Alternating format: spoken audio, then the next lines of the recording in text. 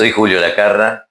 Quiero referirme a la situación de los artistas a partir del 24 de marzo de 1976, proceso que se inicia muchos años antes.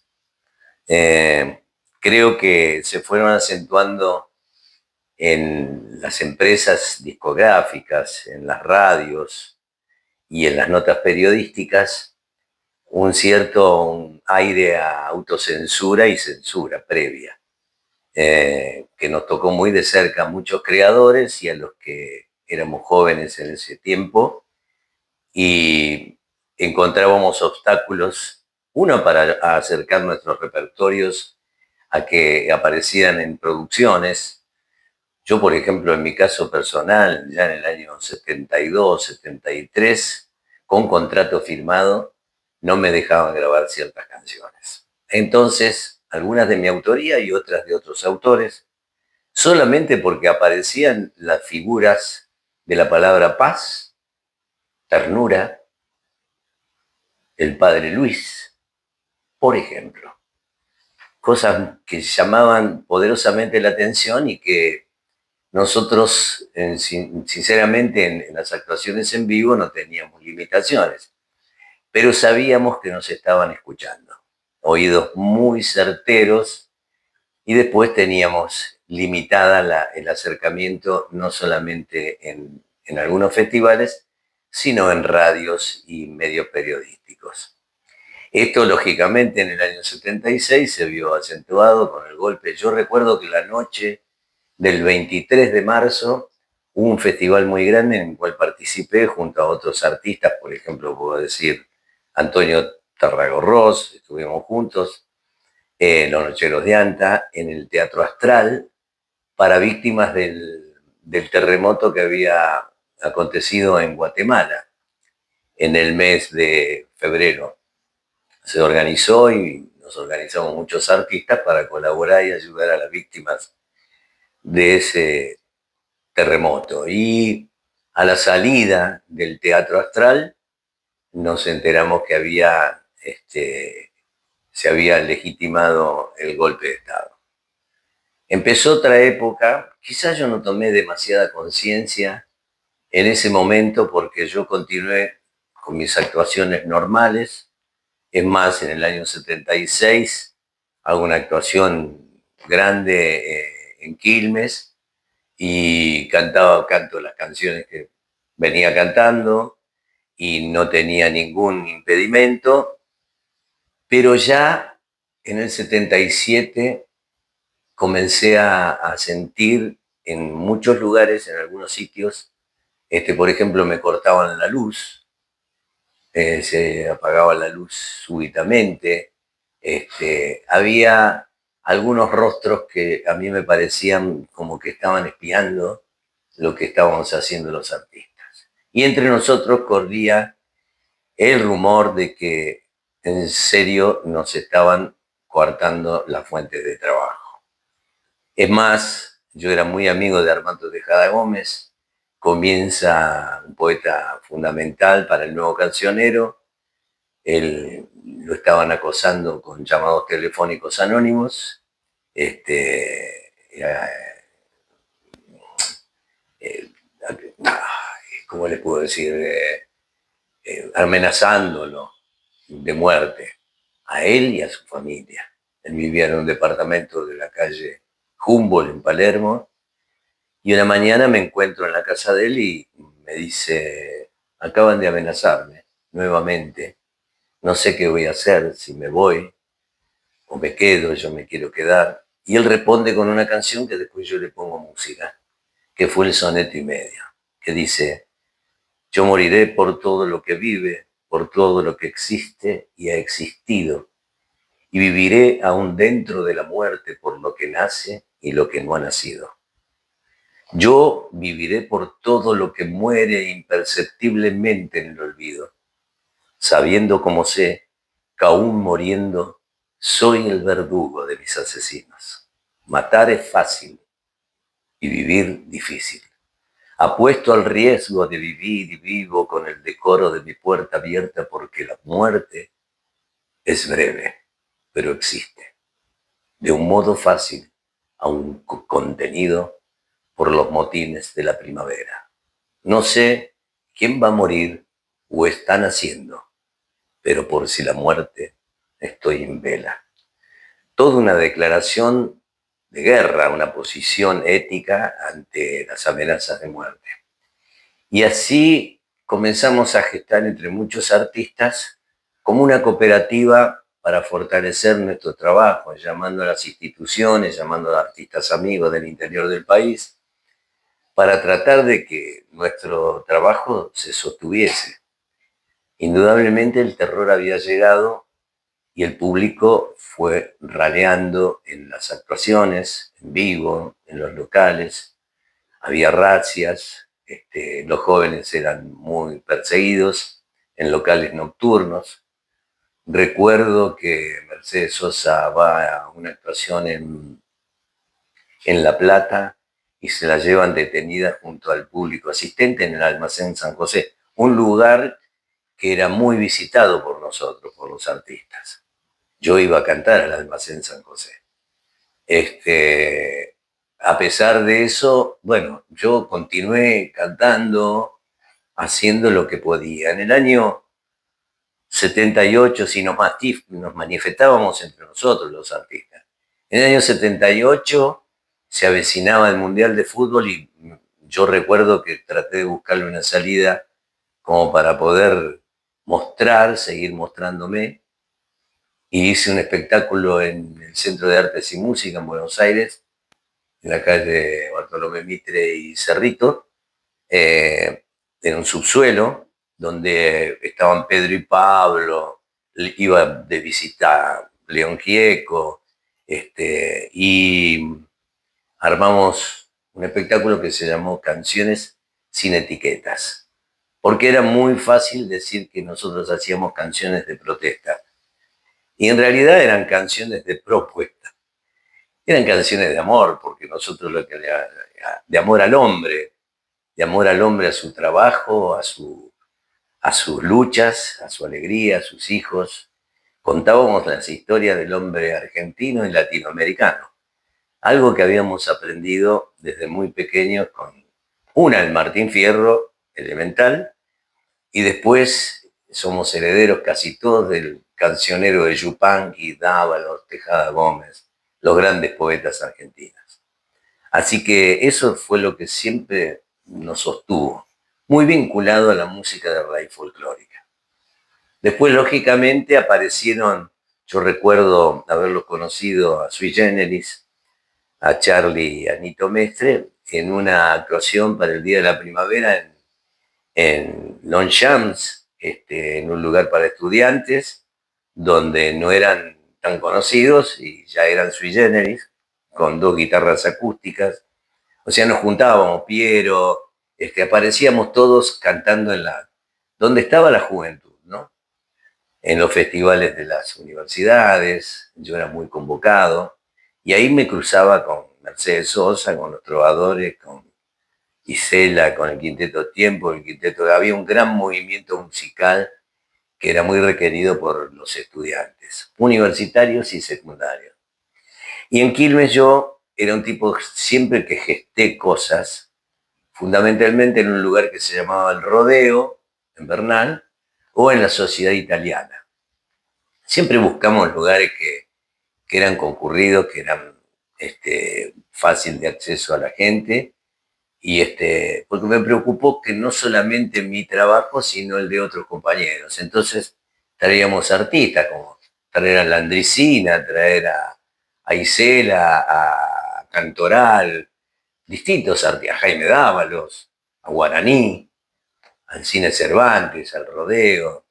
Eran muy accesibles también los artistas populares, no eran muy onerosa la entrada que se tenía que cobrar para que el artista obtuviese un pago generoso. Bueno, así transcurrimos durante toda la dictadura con, indudablemente, con muchas vicisitudes y estos impedimentos de poder llegar a los grandes públicos Yo, por ejemplo, dejé de ir a Cosquín ya en el 74 porque el clima en las calles de Cosquín y en las peñas no era el mismo que hasta el 75.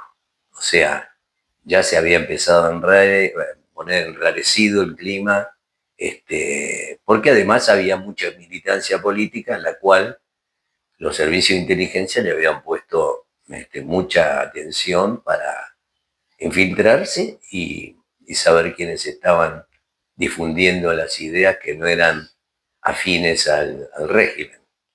Así que así aconteció la gran parte de la dictadura. A pesar de eso, yo viajé a Brasil en el 82 a participar, por ejemplo, en un festival importante de la música brasileña y fui como invitado especial, que se llamaba el Día de la Creación, era de las artes plásticas y la música, en el estadio Niterói del Club Flamengo. Ahí me encontré con varios músicos latinoamericanos y a pesar de eso, también viajé a Perú, fui a un festival latinoamericano en el 77, en diciembre del 77, y recorrí varias ciudades de México, de Perú.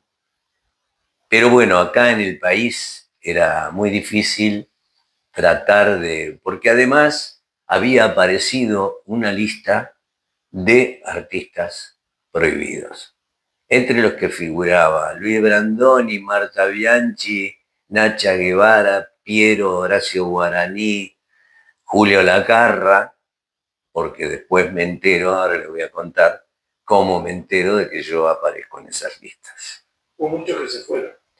Muchos que se fueron, caso Nacha Guevara, Norman Brisky, bueno, mismo Brandoni y Marta Bianchi, pero la lista, bueno, Horacio Guaraní se fue, pero no aguantó, se volvió, mismo Víctor Heredia también fue 2 meses y se volvió a España, que era el destino elegido, o México o España, o Francia, ¿no? En el caso de muchos artistas también de Chile.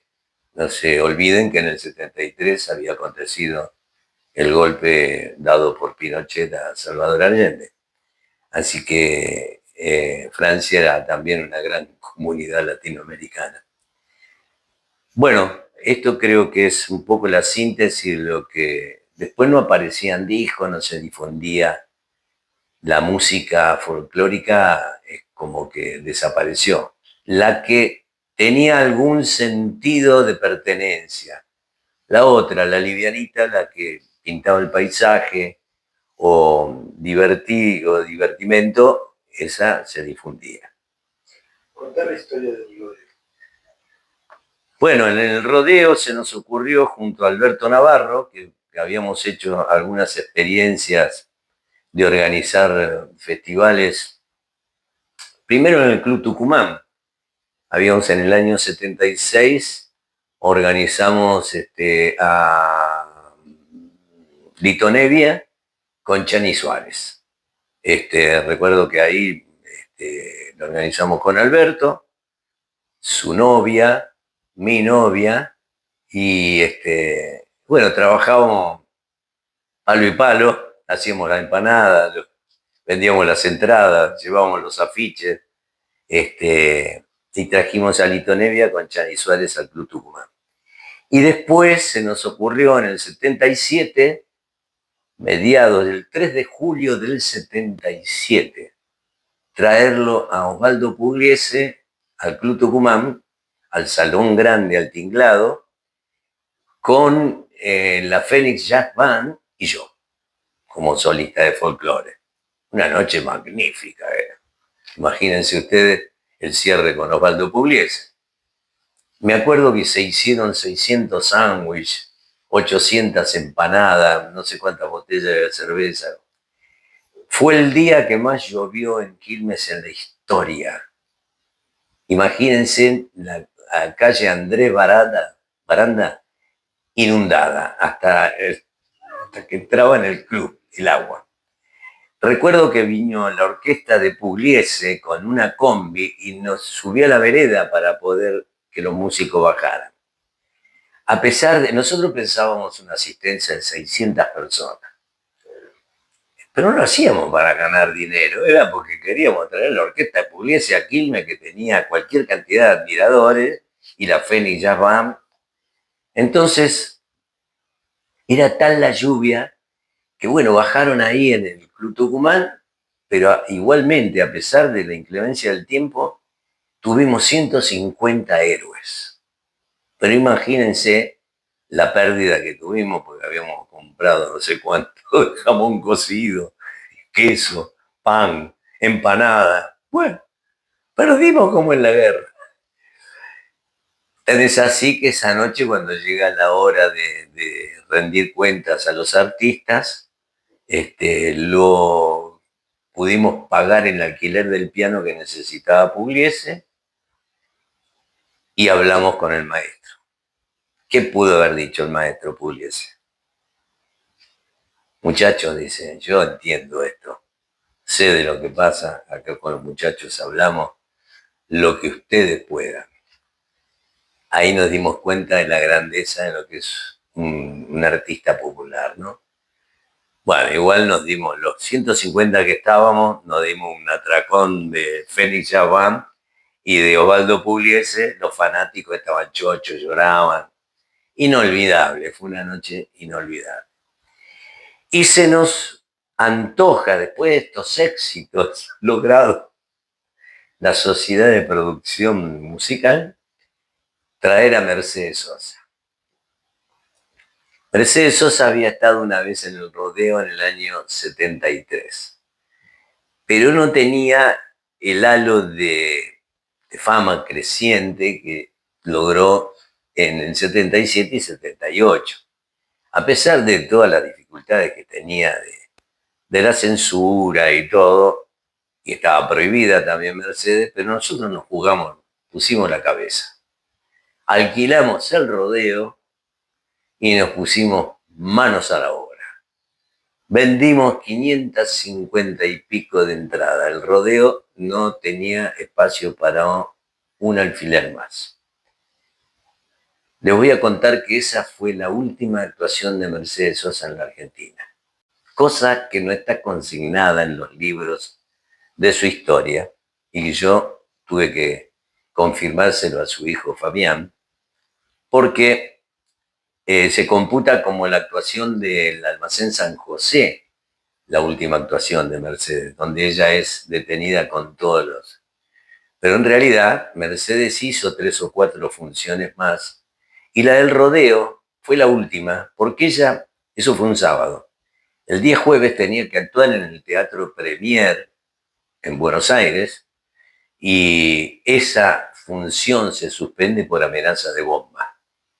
Entonces, esa función que iba a ser la última de Mercedes se anuló y quedó sin efecto. Quiere decir que la última actuación de Mercedes Sosa, Mercedes decide emigrar y buscar asilo en Europa.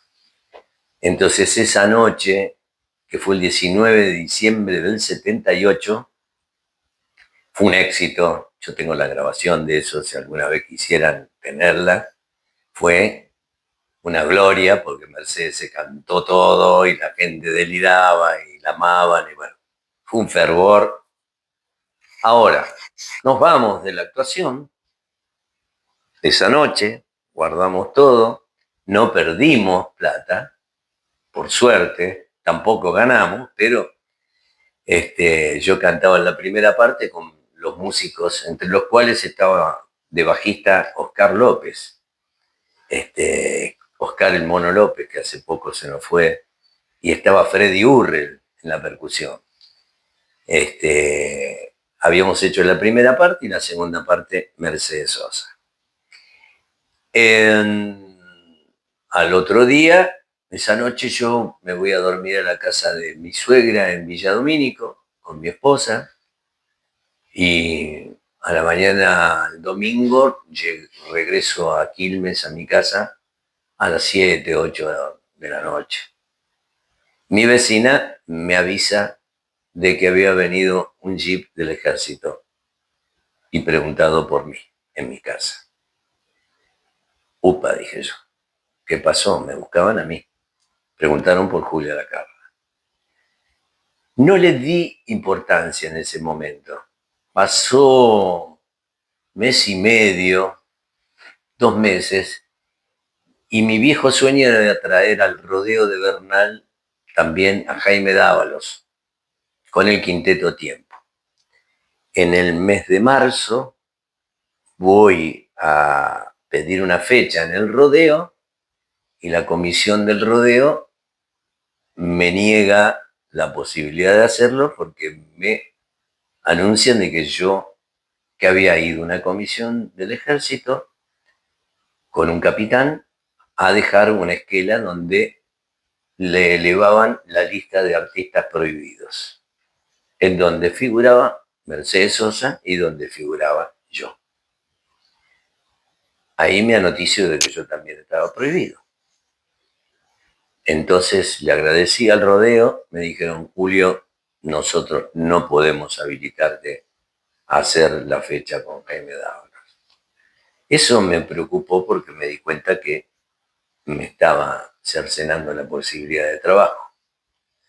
Tomé una determinación, lo pensé 2 o 3 días y fui a ver a un abogado que era Cacho Poli, de aquí de Quilmes, vinculado a los derechos humanos, y fui a decirle que yo iba a presentarme en el batallón Viejo Bueno porque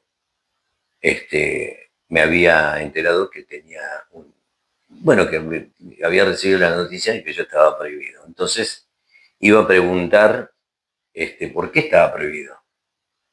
Entonces Cacho Poli, abogado, mi querido amigo, me dice, vos estás loco. Dice, ¿a dónde vas a ir? ¿A la boca del dragón? No, le digo, yo no me puedo quedar con eso, no sé por qué tengo que cantar. Yo que viví haciendo cosas acá en Quilmes y no tengo otro interés subalterno que no sea difundir el arte popular argentino. No, pero Julio, cuidate, vos metés un habeas corpus pero el habeas corpus lo van a tirar al canasto, Julio. Yo voy a ir. Bueno, fui al batallón Viejo Bueno, los 2 días, a las 7 de la mañana. Pregunté por el coronel de Lío, averigüé quién era el comandante del cuerpo, pregunté por el coronel de Lío, me señalaron una oficina y pedí una audiencia con él. Entonces me dijeron que esperara, eran las 7:00 de la mañana, pasaron, me fumé como 15 cigarrillos, y a la 1 menos cuarto veo de que no me iban a atender, la puerta no se abría, salgo al pasillo y veo que el coronel de Lío se iba por el pasillo al casino de oficiales. Y lo llamo, coronel de Lío, se da vuelta. Soy Julio Lacarra. Ah, me dice. Imagínense ese A como resonó, ¿no? Pase. Bueno, ahí tuvimos un diálogo bastante áspero, yo tratando de defenderme como podía, usando mis argumentos esenciales que tenía, porque a mí me educó la canción popular. Yo soy un hijo de leer el Martín Fierro a los 8 años y de escuchar al Yupanqui a los 5 años y de nutrirme con mis padres y la familia de mi madre de la música criolla, de la música argentina, de los poetas argentinos, de los poetas latinoamericanos. Imagínense, a los 8 años leía poesía española, tenía una profesora para que poder leer a León Felipe, a Rafael Alberti, y estaba muy nutrido de toda esa cosa. Entonces me estaban tocando como el patrimonio que yo había heredado. Así que salí en defensa de eso. No sirvió para nada, porque el tipo me dijo que yo era, que todos los que les había nombrado eran todos peronistas, comunistas y todos los cistas que ustedes se puedan imaginar. Así que me largó con los bolsillos flacos Y yo me puse como estrategia que también yo trabajaba en un establecimiento donde era docente, así que en turno mañana y turno tarde, así que me conocía todo Quilmes, no valió ningún argumento. Usted está prohibido, no puede trabajar, así que vaya y quédese tranquilo, vaya a su casa y trate de no cantar en ningún lado. Así me largó el coronel de Lío esa mañana. Con eso me quedé y el 79 fue quizás el año más duro para mí, porque eso me bajoneó mucho, porque me sentía como que, bueno, una porque yo no podía cantar acá en mi ciudad, que era mi lugar donde todos los días podía cantar en cualquier esquina.